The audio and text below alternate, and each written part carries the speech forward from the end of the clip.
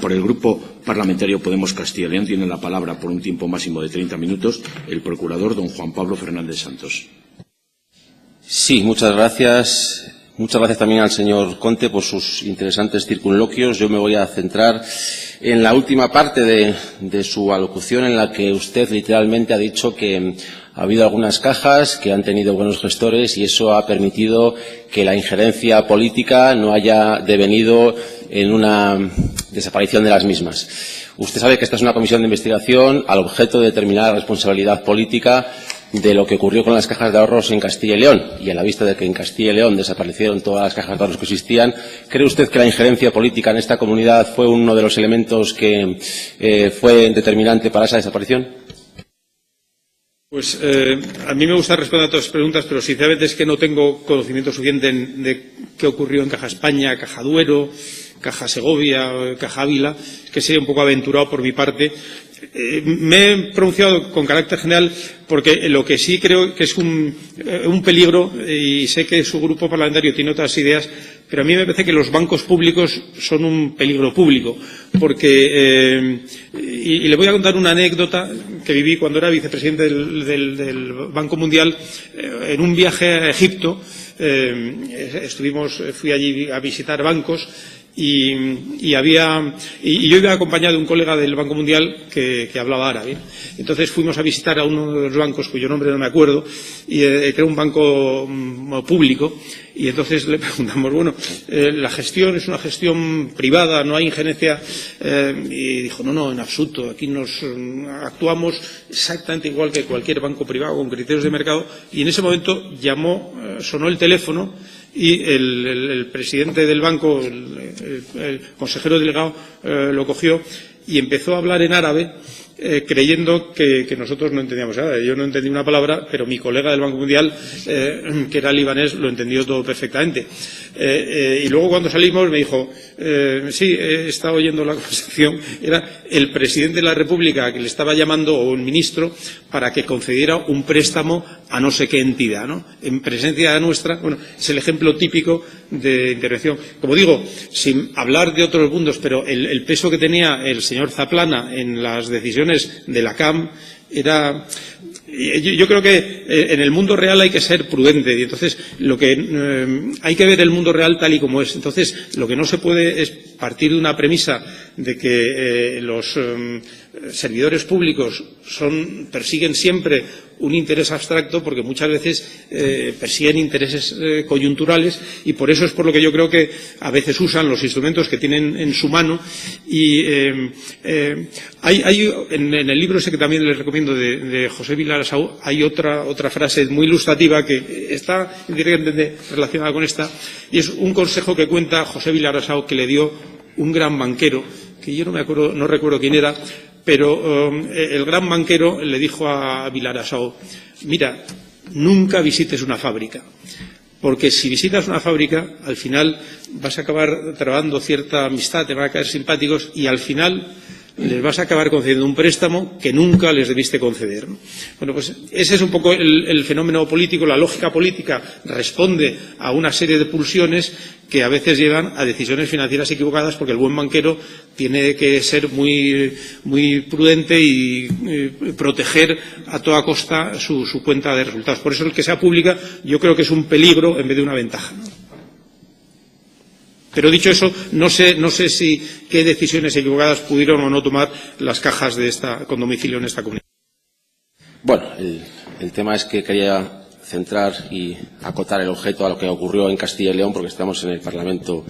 de Castilla y León, y ha sido interesante lo que usted ha afirmado ahora. Es evidente que tenemos diferencias ideológicas abismales, por lo que usted acaba de aseverar, ya que usted afirma que los servidores públicos a veces se dejan guiar por pulsiones y por intereses abstractos o coyunturales. Nuestro grupo político, Podemos, entendemos que los servidores públicos únicamente deben guiarse por servir a la ciudadanía, por someterse al dictado de los ciudadanos y por buscar las decisiones que redunden únicamente en beneficio de la ciudadanía y no de intereses espurios de bancos, multinacionales u otro tipo de compañías. Es evidente que ahí diferimos de forma muy clara. Yo le quería hacer una pregunta más concreta. Usted también ha afirmado en su extensa intervención que usted prefiere pecar más de rigor que de indulgencia. Yo le pregunto, ¿usted, cuando era el presidente de la Comisión Nacional del Mercado de Valores, conocía la Ley 24/1988 de 28 de julio del Mercado de Valores? Sí. Yo llegué poco antes de que entrara en vigor, la redactaron mis antecesores, pero vamos, yo la conocía. ¿Usted sabía y sabe que esta ley contenía y contiene un régimen sancionador de infracciones muy amplio? Claro, lo aplicábamos con regularidad.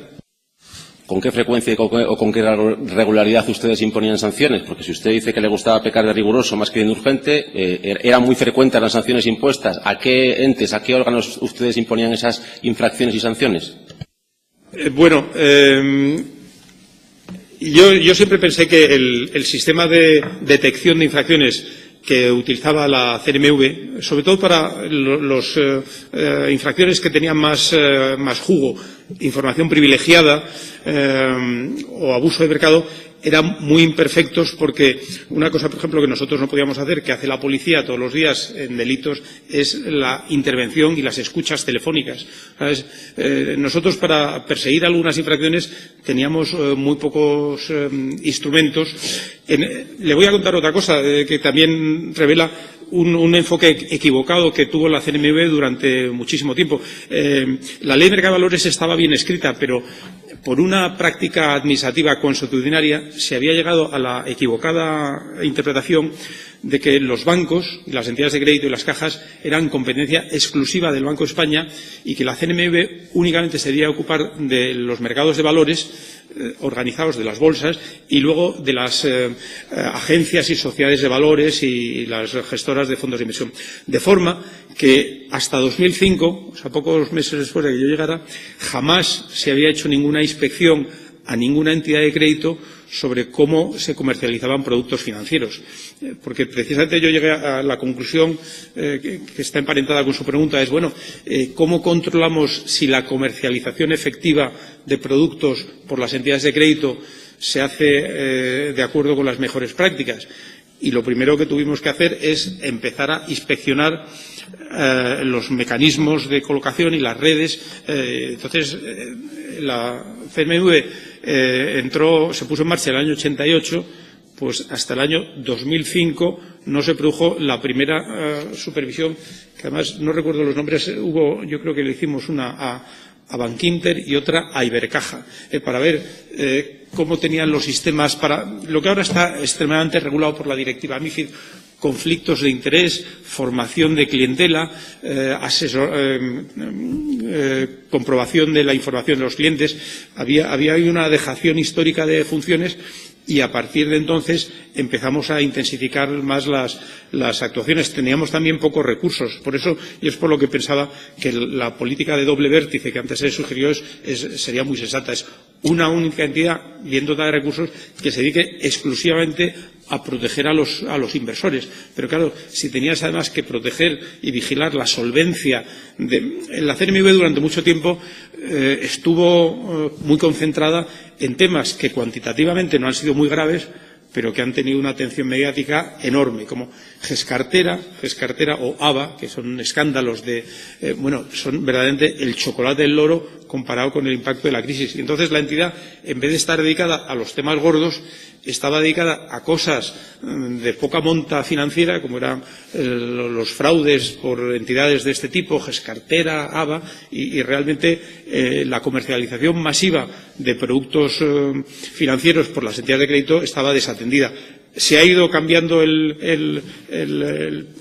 norte, y ahora yo creo que la CNMV dedica mucho más atención a eso, y mucho más que va a tener que dedicar como consecuencia, como decía antes, de la MiFID II. Como digo, hace 3 días la CNMV ha sacado esa directriz sobre la formación que tiene que tener todo el personal de las entidades de crédito que se dedique a la comercialización de productos.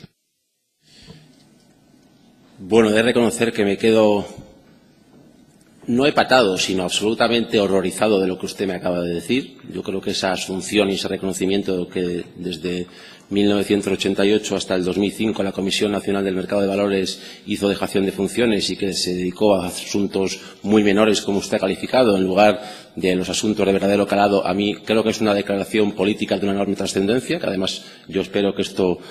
trascienda de esta sede y de este hemiciclo y que llegue a todos los ámbitos políticos, porque creo que es muy grave ese reconocimiento de que la Comisión Nacional del Mercado de Valores durante tantos años hizo esa dejación de funciones, y también me parece muy grave que no existiese ningún control político ni gubernamental que metiese en vereda, que indicase a la Comisión Nacional del Mercado de Valores que no estaba haciendo lo que debería hacer. Me parece verdaderamente sorprendente y creo que ha sido la declaración más reveladora de todas las que se han suscitado hasta ahora en esta comisión. Y, de hecho, esto entronca con algo que usted ha ido desgranando, ha trufado su intervención de un concepto que usted ha denominado como el sesgo retrospectivo.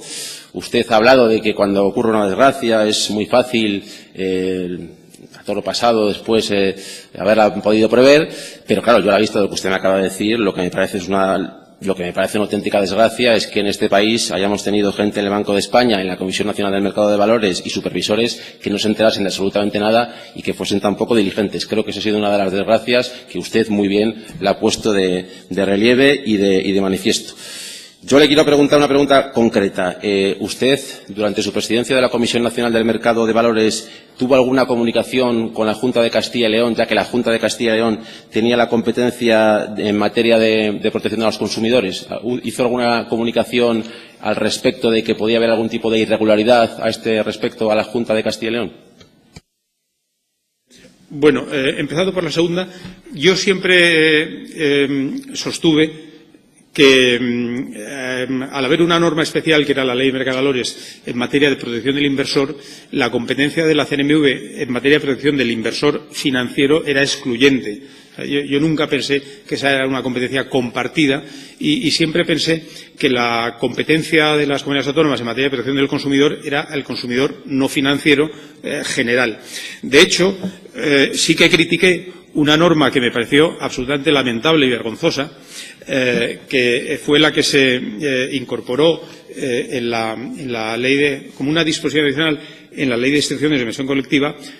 como consecuencia de la venta de sellos con pacto de recompra por Forum y Afinsa, que ahí el legislador, estamos hablando del 2003,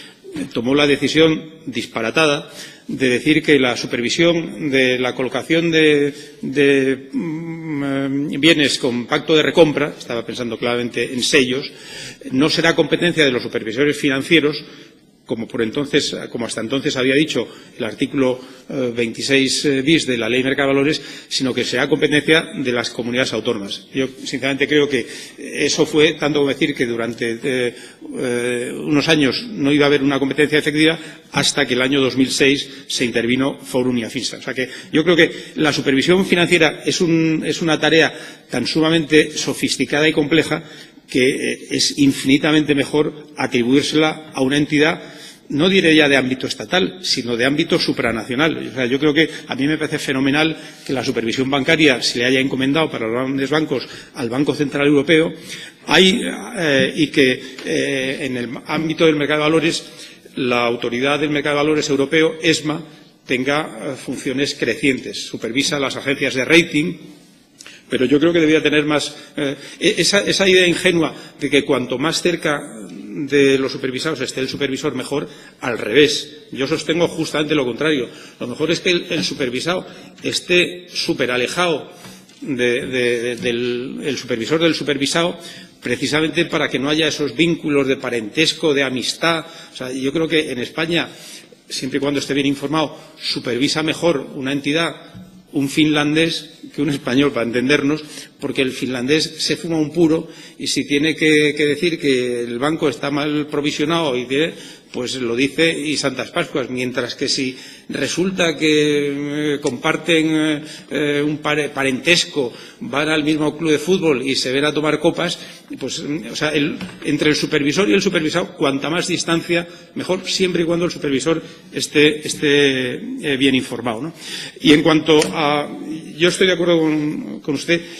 yo lo he dicho alguna vez públicamente, pero sí que me pareció un error clamoroso el que hasta el año 2005 la CNMV considerara que los bancos era coto cerrado del Banco de España. Porque la idea era una interpretación, una especie de cada oveja con su pareja. Los bancos con el Banco de España y las sociedades de mercado de valores y las bolsas con la CNMV. Pero afortunadamente el que escribió la ley de mercado de valores, que era un director antiguo del Tesoro, ya fallecido, Pedro Martínez Méndez, y dicho sea de paso, el actual presidente de la CNMV, que fue uno de los redactores de la ley, el señor Albella, de facto, ya en el 88, escribieron la ley de una forma que se tenía en parte algo de doble vértice, Twin Peaks, porque dejaba claro que la competencia de la CNMV abarcaba la comercialización de cualquier producto financiero a un inversor. Ya hiciera esa comercialización una sociedad de valores, ya la hiciera una entidad de crédito. Pero por una interpretación equivocada, que yo creo que nunca se debatió, no se ejerció esa competencia, pero eso los representantes de la soberanía nacional lo sabían perfectamente, porque anualmente la CNMV presentaba en la Comisión de Economía un informe anual donde se explicaba C por B cuáles habían sido las actuaciones supervisoras. Entonces, a alguien se le debió encender la bombilla en algún momento y podía haber preguntado a algún diputado, oiga, ¿y qué hay de expedientes abiertos a entidades de crédito? Habrían comprobado que no había ninguna, salvo en algunas cosas, pero muy vinculadas a operaciones de bolsa, ¿no? O sea que hubo perfecta transparencia, hubo una interpretación equivocada que afortunadamente luego se corrigió. Bueno, yo de verdad tengo que agradecerle enormemente su intervención porque creo que está siendo absolutamente demoledora. Usted mismo ha reconocido que los representantes de la soberanía nacional, los miembros del Congreso de los Diputados, de todos los colores políticos, durante 17 años no se enteraron que la Comisión del Mercado de Valores no estaba realizando la supervisión que debería haber realizado. Incluso usted mismo ha dicho que anualmente se daban informes y que cualquier diputado o diputada mínimamente diligente podría haberse dado cuenta de que no se estaba haciendo esa supervisión. Me parece una declaración absolutamente demoledora que pone de manifiesto cómo en este país hemos llegado a la situación en la que estamos. Aquí nadie se ha enterado absolutamente de nada, ningún representante de la soberanía popular, ningún diputado ni diputada durante 17 años pidió cuentas de por qué la Comisión Nacional del Mercado de Valores no se dedicaba a lo que tenía que dedicarse, que es a controlar y a supervisar. Me parece desgarrador y, desde luego, en los ámbitos políticos oportunos, nuestro grupo político, Podemos, pedirá en el Congreso de los Diputados las responsabilidades pertinentes y que se depuren estas responsabilidades, porque yo creo que esta declaración es absolutamente tremenda. Y luego, otra apunte que le hago. Más allá de disquisiciones sobre la cercanía del supervisor al supervisado, lo que nuestro grupo cree es que lo que hay que hacer es supervisar. Pero vamos, ahí coincidimos usted y yo, que durante 17 años, del 88 al 2005, la Comisión Nacional del Mercado de Valores no hizo lo que debería haber hecho, que es supervisar y controlar férreamente lo que tenía que haber controlado. Le pregunto, ¿existía en la época en la cual usted fue presidente de la Comisión Nacional del Mercado de Valores, ¿existía algún tipo de mecanismo de relación, comisión mixta de comunicación verbal o documental con la Junta de Castilla y León al respecto de este control, aunque sea a partir del 2005, respecto a productos que comercializaban las cajas de ahorros? ¿Tenía algún tipo de relación la Comisión Nacional del Mercado de Valores con la Junta de Castilla y León, con la Administración Autonómica, a la cual el artículo 83 de la Ley de Cajas le atribuye la función de control y supervisión y protección de los consumidores? ¿Había algún tipo de relación entre ustedes y la Administración Autonómica? Empezando por la segunda, yo sospecho que no ha debido haber, pero ya digo, y creo que no había con razón, porque, por lo menos en mi época y creo que después, la interpretación de la CNMV es que su competencia en materia de supervisión del mercado de valores y comercialización de productos era excluyente, o sea que no era una competencia compartida. Recuerdo en la noche de los tiempos que hubo algunos, y de hecho hubo algunos recursos competenciales, pero solo con aquellas comunidades autónomas que tenían una bolsa en su demarcación, Cataluña, Valencia y País Vasco. Y ese fue el único debate competencial que hubo. pero en comunidades que no tenían una bolsa de valores, yo no recuerdo que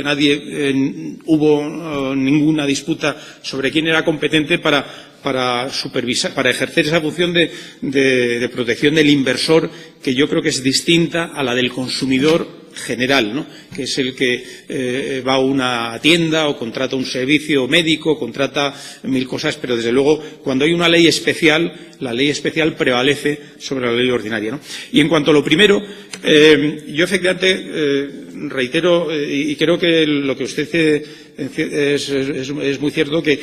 la Comisión de Economía del Congreso durante muchos años no hizo ninguna supervisión ni control relevante de los supervisores, cosa que a mí me preocupaba. Yo creo que fue fruto de la época de las mayorías absolutas, que hacía que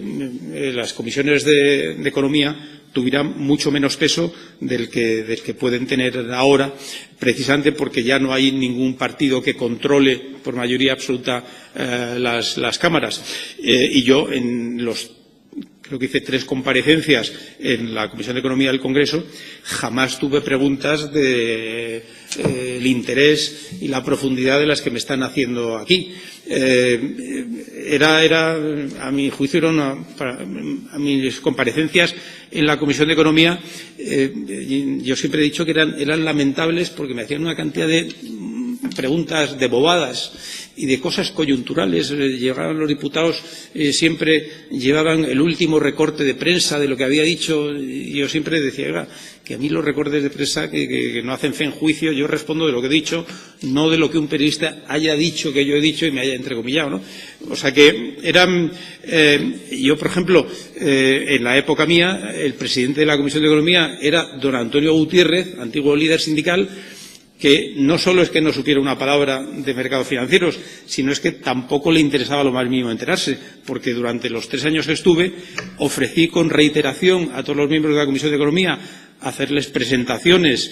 invitarles a la CNMV para informarles de los distintos grandes asuntos que estaban entonces pendientes, por ejemplo, la integración de los mercados financieros, el desarrollo de la directiva MiFID, el plan que lanzamos para luchar contra el abuso de mercado. Bueno,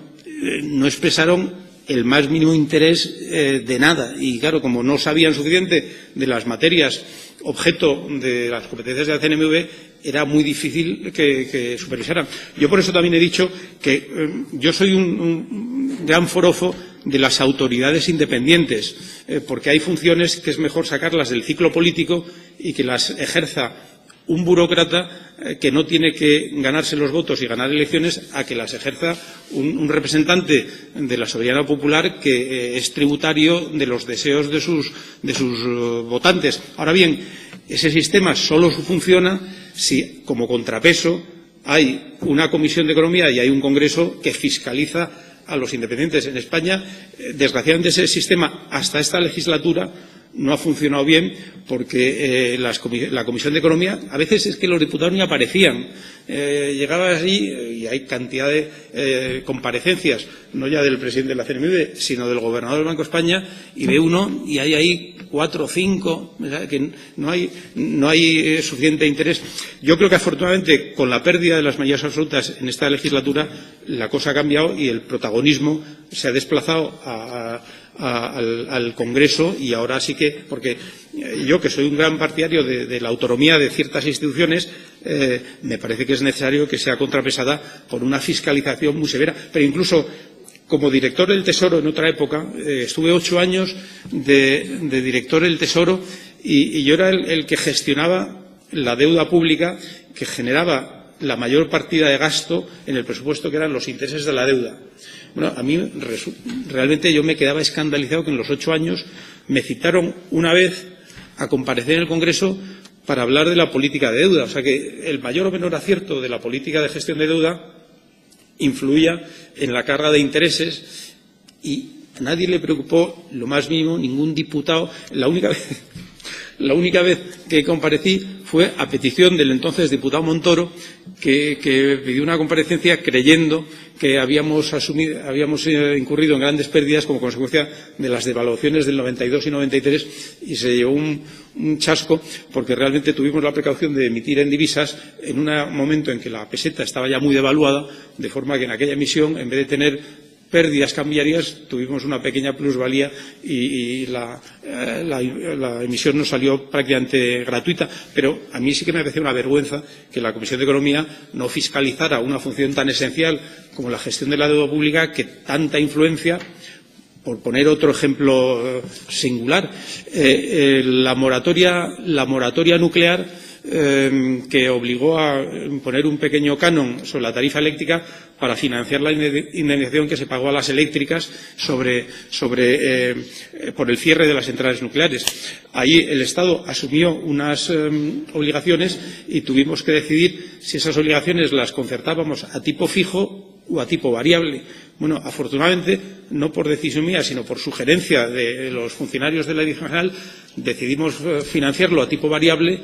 y hicimos un magnífico negocio porque luego los tipos bajaron y pagaron. Pero jamás nadie, en ninguna comisión de economía, ni ningún diputado, ni nadie, pidió luego cuentas de si lo habíamos hecho de una forma u otra. O sea que yo desde luego invito, o me encantaría, que el Congreso de los Diputados, la Comisión de Economía, tengan una actitud tan beligerante y tan fiscalizadora como debe tener cualquier Parlamento y desde luego como están teniendo ustedes. Bueno, pues yo le agradezco muchísimo de verdad su franqueza y su sinceridad. Creo que de esta comisión de investigación podrá salir otra comisión de investigación. Desde luego yo inmediatamente trasladaré a la dirección de mi grupo político Podemos y a la confluencia Unidos Podemos en el Congreso de los Diputados. Creo que es perentorio y necesario depurar las responsabilidades políticas, porque considero muy grave lo que usted ha afirmado de que la Comisión de Economía del Congreso durante tantos años no hiciese absolutamente nada, no funcionase, con el ejemplo que ha puesto, que me parece absolutamente desolador, de un presidente como Antonio Gutiérrez, que en sus propias palabras no tenía ni idea ni tenía ningún interés en aprender sobre el particular, que durante tantos años la Comisión de Economía en el Congreso no fiscalizase la gestión de la deuda pública, me parece absolutamente terrible, y yo considero que ha sido muy positivo porque, insisto, en cuanto yo salga por la puerta, lo pondré en comunicación de la dirección de mi partido para que se depuren las responsabilidades políticas oportunas después de tantos años de ineptitud, incompetencia, falta de diligencia por parte de quien conformaba por entonces el Congreso de los Diputados, en su forma mayoritaria el Partido Popular y el Partido Socialista. Yo le agradezco de corazón sus declaraciones porque creo que van a ser muy útiles y fructíferas para que se puedan depurar responsabilidades políticas oportunas ante tanta ineptitud y ante tanta inutilidad, que yo creo que es una de las razones que ha llevado a la situación actual, no solamente de las cajas, sino de este país. Le voy a hacer una pregunta más concreta después de esta reflexión. Usted, en declaraciones a La Vanguardia, el 20 de octubre del 2015, yo le voy a decir lo que recoge La Vanguardia, usted me corregirá, usted afirmaba que la regulación actual no permitiría las irregularidades de las cajas. No sé si esa aseveración de la entrevista es así, y si fuese así, yo le querría preguntar a qué irregularidades se refiere usted en materia de cajas, que sucedían, al parecer, en el pasado y que ahora ya, debido a la regulación actual, ya no suceden. Bueno, yo la verdad es que no recuerdo bien esas declaraciones. Sospecho que debían referirse a la MiFID, a lo que he explicado antes, pero no creo que las predicara solo de las cajas. Debía hablar de la comercialización de productos financieros por las entidades y, en particular, por las cajas. Como digo, yo firmé emisiones de participaciones preferentes por los grandes bancos españoles y les obligamos a que metieran esa advertencia que antes he mencionado. O sea, que aplicábamos el mismo rasero a bancos y cajas. Lo que pasa es que solo se ha manifestado el problema en el caso de las bancas, las cajas, que han impagado esas participaciones preferentes, pero las emitieron mucho. Y como decía, el regulador europeo ha aprendido mucho de la crisis, y también el nacional, y por eso la MiFID II,